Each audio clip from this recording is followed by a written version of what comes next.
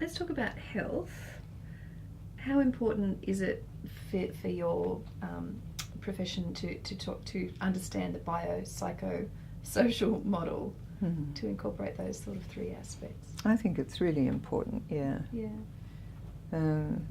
And I think it's a bit, we were having a conversation in our discipline a couple of years ago about how we needed to bring the bio back into the psychosocial. Yes, yeah. You know, because psychosocial is kind of a social worky type of framework and word. So, I mean, in hospitals, the social worker does the psychosocial assessment. And I do think that the bio is really, really important. So, and particularly working in mental health, which a lot of social workers do work in, having an understanding of the biological implications and ramifications of medications and certain mental health problems and how they affect people's bodies and so on.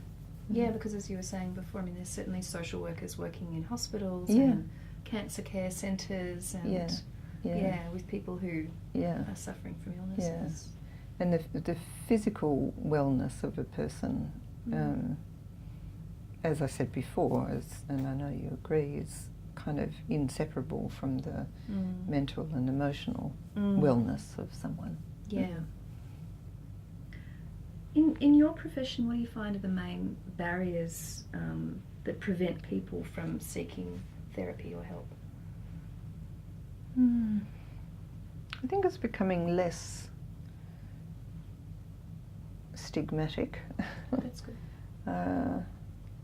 But the problem with social work is that social work also has this sort of statutory type of role, so a lot of social work clients don't have a choice to see that social worker, and the social worker doesn't have a choice about working with them.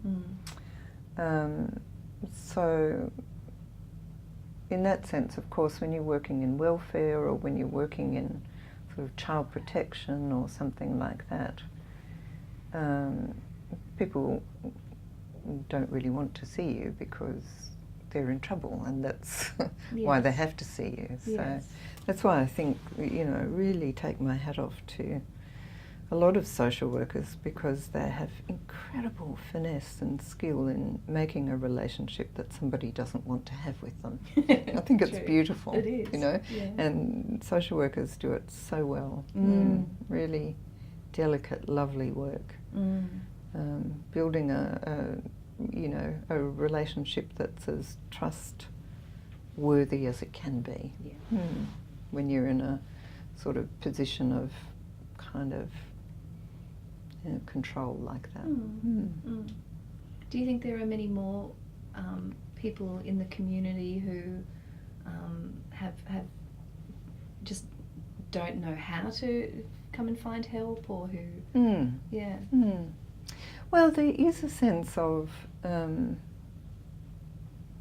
think there is a sense of, well, where do I go?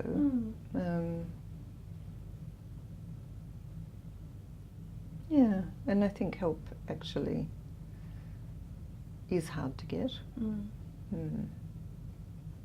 in rural settings and so forth. Yeah, what are there issues with being in a rural community that make it hard to find services? I think so. Yeah, definitely. I think so. That all the resources are stretched, and perhaps some of the